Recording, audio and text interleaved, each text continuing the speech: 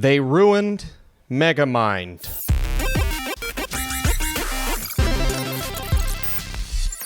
What's up, Flick fans? Welcome back to the channel. Today I want to talk about the brand new Megamind sequel, or essentially the 90-minute promo for their brand new television show. We're going to get through this quick and easy, and it should be painless, which is the opposite of what this movie was.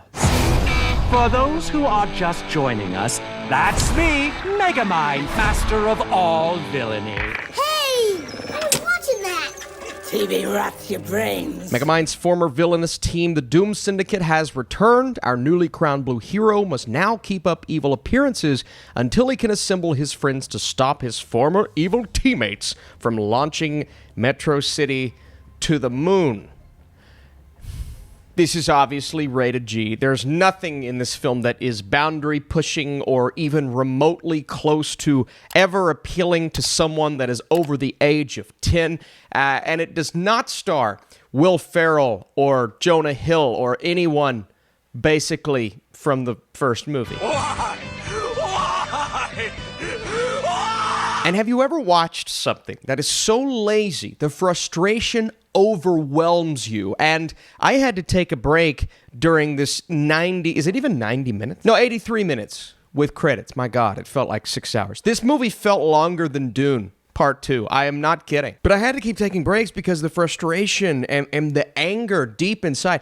And I know what you're going to say, Austin, why are you getting this mad over a kid's movie? It's clearly intended to be a movie for children, and that's fine.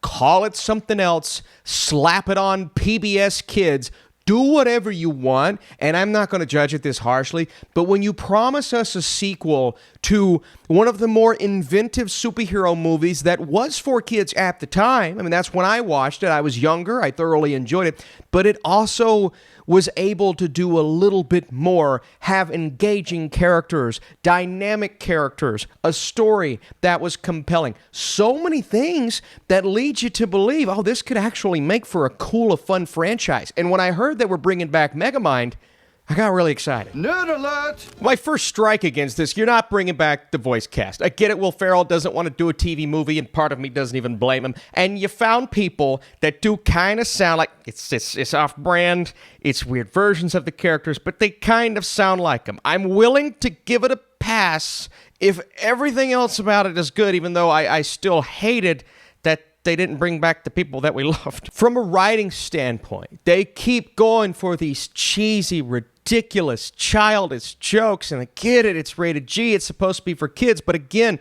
why are you taking something that appealed to kids and adults and had a fantastic idea, one that could spawn off in so many different directions? Why are you taking that and turning it into a straight-to-DVD early 2000s Disney sequel? It's over. We are screwed. It's not Disney, but you remember Aladdin 2 and Lion King, what was it, 2.5? I don't remember. But those were things, it's like straight to DVD. We know they're not very good. We just want to make some money. And that's what they're doing here. They're just wanting to make some money. Actually, they're just wanting to give you a promo for their TV show. And I haven't watched the TV show. Maybe the TV show is the greatest thing that's ever existed. It's the most fantastic experience. I would levitate out of my body in the midst of episode 1. But how is this going to make me want to watch the TV show? How is this the example that you're putting for, like, hey, if you like this, join us over here? No one's going to do that. Even younger kids, there are so many other better options for young children like 8 to 10-year-olds to watch other than this crap, because at least they are putting forth an effort in those shows. This is laziness, nonsense. The writing is some of just the laziest writing I've ever seen.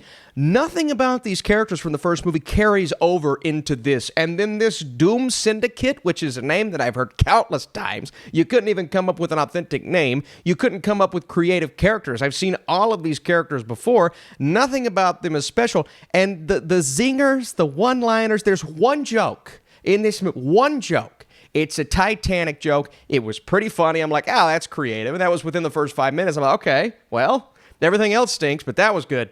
But then I got nothing for the next hour-ish 3 hours later. They're trying to do the thing where Megamind, he's not paying attention to Chum. There's this little girl, she's a reporter, she keeps coming in, talking about all of her followers. It's so stupid. It's so dumb. Stop it. Get some help. But everything they do, you know exactly where it's going to go, how it's all going to end up. Nothing about the writing was creative. Let's talk about the animation. I mean, there were times where the mouth wasn't even matching up with the words coming out. That happens sometimes in animated films, but not on this level. There's something off about it as you're watching that trailer. Then you watch the show. It's even worse than it was in the trailer.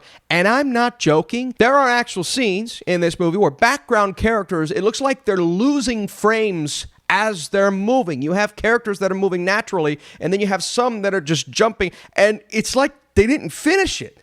It's like they didn't finish animating. They just threw it in. They said, they're not going to notice. It's on Peacock. They're not going to notice that. It's the laziest, most bland looking, and I guess I wouldn't be as pissed off if it wasn't Megamind. If it wasn't just a cash grab. It's a pure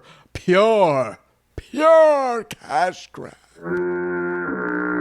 I wanted to take a nail gun and just shoot it into my foot, to staple my eyelids shut. I was in awe with how magnificently lazy. That's the word. It's so lazy. They ruined Megamind. And I'm the kind of guy, oftentimes you get a crappy sequel or a crappy spinoff or even a crappy reboot, and I'm like, it's really bad, but it doesn't ruin the original, like the Lion King remake. Yeah, it's bland, but I can still go back, watch and appreciate the original, just pretend like the other one exists.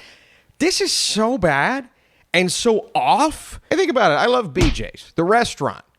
That's what I'm talking about. Delicious. I love a good pizookie, and I often get seafood when I go there. I got food poisoning there once. It was the worst food poisoning I've ever had. And after that, it's just like, I don't want, and I love it. And even the pizzookie's not the seafood, but I can't go back there. Because every time I go back, I just think about that time that I just blew chunks everywhere. And that's what I'm thinking about now with Megamind. It's like, I don't even know if I can go back to the first movie. Because I'm just thinking about this one. I'm thinking about how mad this made me. It's the biggest piece of dog shit. And when I go back, I'm just going to think about that time I threw up everywhere. And that's what this is. It just makes me want to throw up. I guess the new cast wasn't as bad as they could have been. I mean, it's definitely like an off-brand Will Ferrell voice, but I've heard worse. I don't even want to blame the cast and some of the girl who played, I don't even remember her name now, the reporter, she was fine. And again, the Titanic joke was funny. So do with that what you will. But before I give you my score, did you like this? If you did, that's fine. It's fine. It's fine. And drop a like, all that YouTube stuff. It's one of the laziest animated sequels ever. The first had so much going for it, and this absolutely demolishes any momentum. They ruined Megamind, and, I guess I'll watch the show maybe at some point in the afterlife. Not now. Not now. I'll come back in spirit if I have any left. Thanks for watching. Bye-bye.